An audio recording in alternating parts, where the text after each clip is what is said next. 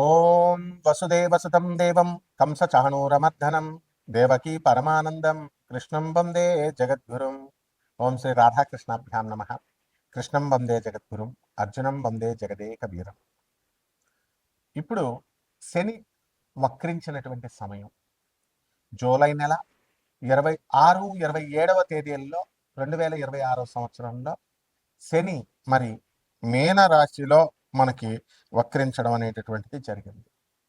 ఇది ఎప్పటి వరకు ఉంటుంది ఈ శని వక్రించి అంటే మనకి డిసెంబర్ 10, 11, 2026 సంవత్సరం వరకు ఉంటుంది. మళ్ళీ శని సవ్య దిశలోకి డిసెంబర్ 10, 11వ తేదీల్లోకి వస్తాడు. రఫ్గా కనుక మనం చూసుకున్నట్లయితే 4.5 నెలల సమయం ఈ సైకిల్ అనేటటువంటిది కొనసాగుతూ ఉంటుంది. దీన్ని ఎక్కడికి మళ్ళీ సవ్య దశలోకి వస్తుందంటే మళ్ళీ డీప్ వాటర్స్ అయినటువంటి మీనరాశిలోకే మనకి ఈ వక్రించడం జరుగుతుంది. స్పెసిఫిక్గా మనకి ట్రాన్సిట్ ఎక్కడికంటే త్రూ రేవతి నక్షత్రం, ఉత్తరాభాద్ర నక్షత్రం నుంచి మనకి ట్రాన్సిట్ అనేటటువంటిది జరుగుతుంది. మరి దీని వలన మనకి కొన్ని రాశుల వారికి మేలు జరుగుతూ ఉంటుంది, కొన్ని రాశుల వారికి మధ్యస్థంగా ఉంటుంది, అలాగే కొన్ని రాశుల వారికి మరి యాడ్వర్స్ రిజల్ట్స్, బ్యాడ్ రిజల్ట్స్ ఇస్తూ ఉంటుంది. కాబట్టి దీనికి మనం ఏం చేయాలండి అని అంటే మనకి ఆగస్ట్ నెలలో మనం 12వ తేదీన మనకి ఒకటి జరుగుతుందండి. ఆగస్టు 12న మనకి టోటల్ సోలార్ ఎక్లిప్స్ అంటే సంపూర్ణ సూర్యగ్రహణం ఏర్పడబోతోంది.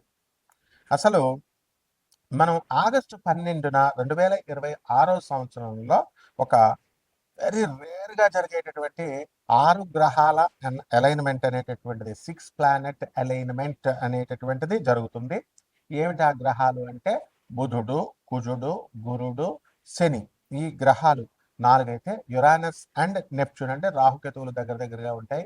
వీటి పోలికలు ఇవన్నీ కూడా they will stretch across the predawn sky. మొత్తం అంతా కూడా ఒకే ఆర్చ్ లాగా వస్తుందన్నమాట.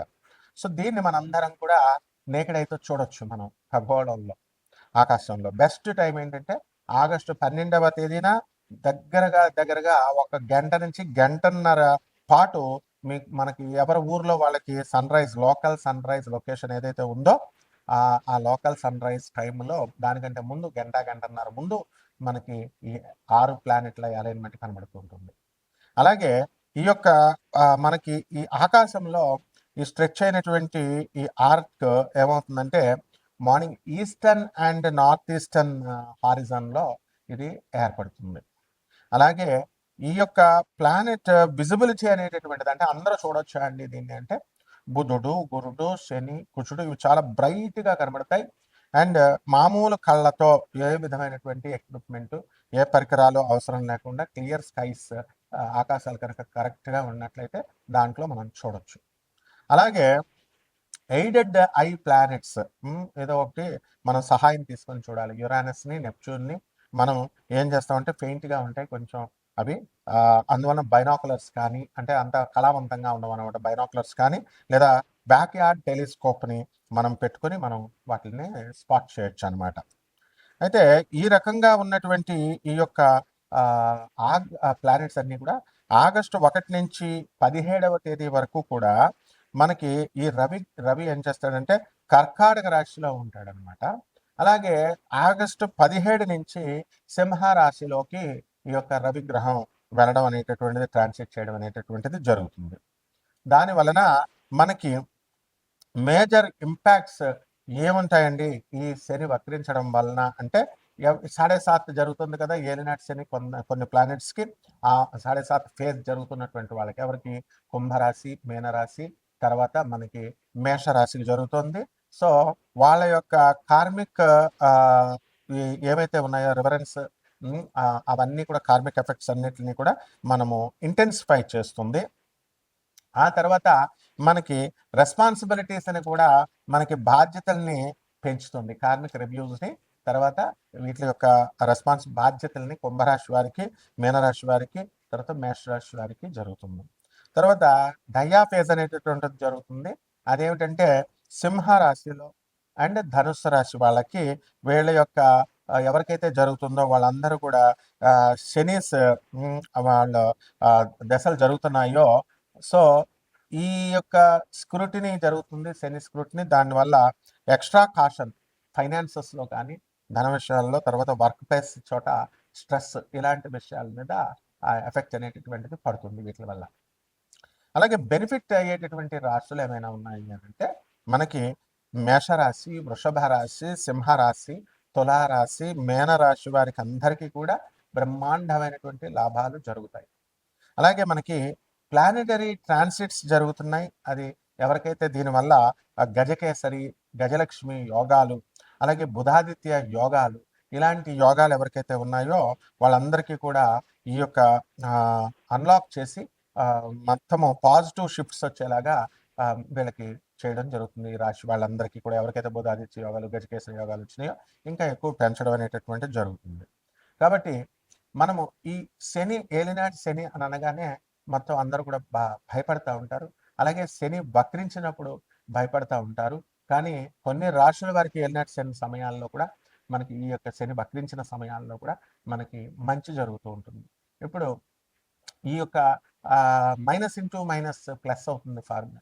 అందువలన ఎవరికైతే ఈ యొక్క శని మనకి బాగుండలేదో అటువంటి వాళ్ళకి శని వక్రించినప్పుడు, క్రూర గ్రహాలకి ఆ వక్రించినప్పుడు శుభ ఫలితాలు ఇస్తాయి. మైనస్ ఇంటూ మైనస్, అసలే శని ఏలినాటి శని జరుగుతుంది అనుకోండి, ఆ ఏలినాటి శని సమయంలో మళ్ళీ ఈ యొక్క వక్రించడం మైనస్ ఇంటూ మైనస్ ఏమవుతుంది, ప్లస్ అవుతుంది. అందువలనే మనకి కొన్ని రాశుల వారికి కొన్ని సందర్భాలలో మనకి ఏలినాటి శని కాదు, అర్ధాష్టమ శని. మనకి ఈ యొక్క వృశ్చిక రాశి వారికి అర్ధాష్టమ శని జరుగుతుంది. అలాగే సింహరాశి వారికి అష్టమ శని జరుగుతుంది. సో ఈ రాశుల వారికి అందరికీ కూడా మనకి minus into minus formula apply అయ్యి కొంచెం శుభాలు జరుగుతాయి. కాబట్టి ఇవన్నీ కూడా గోచార రీత్యా మనం చెబుతున్నాము.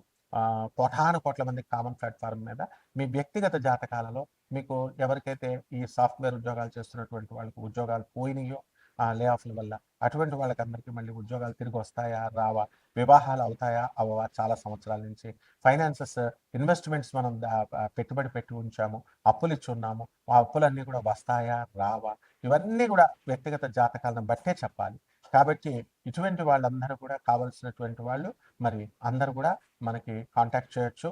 దాని ద్వారా మనం వాళ్ళందరికీ కూడా చెప్పడం జరుగుతుంది. కొన్ని వాళ్ళకి కావాల్సినటువంటి రెమెడీస్ అన్ని కూడా మనం చెప్పడం జరుగుతుంది. సింహరాశి, ఈ సింహరాశి వారికి అందరికీ కూడా అత్యద్భుతమైనటువంటి లాభాలు జరుగుతాయి ఈ శని వక్రించడం వల్ల.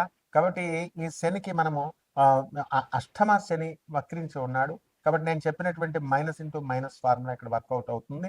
కాబట్టి ఎవరైతే యాక్సిడెంట్లు అయినాయో గతంలో, ఇప్పుడు ఆ యాక్సిడెంట్ల నుంచి వీళ్ళు తేరుకోవడం, అనుభవం నేర్చుకొని ఇప్పుడు జాగ్రత్తగా డ్రైవింగ్లు చేయడం అనేటటువంటిది సింహరాశి వాళ్ళు చేస్తారు. కాబట్టి ఈ యొక్క వితండ బాధలు అనేటటువంటివి ఈ రాహు కుంభరాశిలో ఉండి చేయిస్తూనే ఉంటాడు. జీవిత భాగస్వాములతో కానీ, వ్యాపార భాగస్వాములతో కానీ ఇలా జరుగుతూ ఉంటాయి. కొత్త పరిచయాలు మీకు ఏర్పడము, దాని నుంచి పార్టీలకి, ఫంక్షన్స్కి వెళ్ళడము, ఇలాంటివన్నీ కూడా జరుగుతాయి. అలాగే మీ పిల్లల యొక్క ఈవెంట్స్కి వెళ్ళడము, కాలేజ్ విషయాల్లో అడ్మిషన్స్ కోసము, అక్టోబర్ నవంబర్లో జరగబోయేటటువంటి అడ్మిషన్స్కి ఇప్పుడే మీరు ప్రిపేర్ అయ్యి సన్నద్ధం కావడము, ఇలాంటివన్నీ కూడా మీకు జరుగుతూ ఉంటాయి. కాబట్టి ఈ రాశి వారికి అందరికీ కూడా మనము అనుకున్న పనులు అనుకున్నట్లు సింహరాశి వాళ్ళకి పూర్తి చేయడం జరుగుతుంది. ఇప్పుడు సింహరాశి వాళ్ళకి విపరీతమైనటువంటి ధనాదాయం వస్తుంది. శుక్రుడు చక్కటి స్థానంలోకి కన్యా రాశిలోకి వచ్చాడు. అందువలన స్త్రీల నుంచి లాభము, అలాగే మీరు రియల్ ఎస్టేట్ బిజినెస్ చేస్తున్నటువంటి వాళ్ళు ఎవరైతే ఉన్నారో అటువంటి వాళ్ళు కనుక కస్టమర్స్ లేడీస్ అయితే మీకు బ్రహ్మాండంగా వీళ్ళు వెంటనే కొనడము, బట్టలు నొప్పించి ఇలాంటివన్నీ కూడా జరుగుతాయి. అలాగే ఈ యొక్క రాశి వారికి అందరికీ కూడా మనకి వ్యయములో ఉన్నటువంటి గురు, రవి, బుధ గ్రహాలు మనకి కొంచెం హాని చేస్తాయి. సెక్యూరిటీలు ఇతరులకి అందరికీ కూడా సంతకాలు పెట్టి మీరు ఇచ్చినటువంటి వాళ్ళంతా కూడా వాళ్ళు కొంచెం దెబ్బ తినడం అనేటటువంటిది జరుగుతాయి. ఆ వాటిల్లో కొంచెం జాగ్రత్తగా ఉండాలా. కోర్టు కేసులు, పోలీస్ స్టేషన్లకి వెళ్ళడానికి అవకాశాలు ఉంటాయి. అదేవిధంగా ఈ యొక్క తగిన జాగ్రత్తలు మీరు తీసుకోవాలి. మరి అదేవిధంగా ఈ యొక్క హయ్యర్ రికగ్నిషన్ ఫ్రమ్ సుపీరియర్స్ నుంచి మీకు రావడము, ప్రశంసలు, అలాగే న్యూ బిజినెస్ ఆపర్చునిటీస్ అనేటటువంటివి మీకు కలగడం అనేటటువంటిది జరుగుతుంది. కాబట్టి ఈ రాశి వారి అందరూ కూడా మనకి సింహరాశి వాళ్ళు దూరపు ప్రయాణాలు చేసేటటువంటి అవకాశాలు ఉన్నాయి. అలాగే రిలేషన్స్ అనేటటువంటివి మంచిగా బిల్డప్ అయ్యి చక్కగా ఇతరులతో అందరితో కూడా సామరస్యంగా మీరు వెళ్ళడం అనేటటువంటిది జరుగుతుంది. ఇతరులకు మీరు హెల్ప్ చేయడం ద్వారా మిమ్మల్ని మీ యొక్క మంచితనాన్ని గుర్తించి అవతల వాళ్ళు కూడా మీకు చక్కగా రెసిప్రొకేట్ చేయడానికి ఇతరులు కూడా మీకు చేయడం అనేటటువంటిది జరుగుతుంది. కాబట్టి గతంలో మీరు ఈ డబ్బులు పోగొట్టుకున్నారు. మరి అటువంటివన్నీ కూడా రావడానికి కూడా అవకాశాలున్నాయి. పరిహారాల దగ్గరికొచ్చేసరికి రాహువు ఈ యొక్క శని బాగుండలేదు కాబట్టి మరి రాహు జపం చేసుకోండి. రాహు స్తోత్రాలు చదవండి. రాహుకి కిలో మినుముల్ని ఆవుపేట రంగు ఉన్నటువంటి వస్త్రాలనిచ్చి పేద బ్రాహ్మణులకి శనివారం నాడు 8 గంటలకి దానం చేసుకోండి. దశమహావిద్యల్లో ఒకటైనటువంటి బగళాముఖి అమ్మవారి యొక్క మంత్ర జపాన్ని చేసుకోవడము, హోమాన్ని చేసుకోవడం ద్వారా బ్రహ్మాండంగా ఉంటుంది. శుభమస్తు.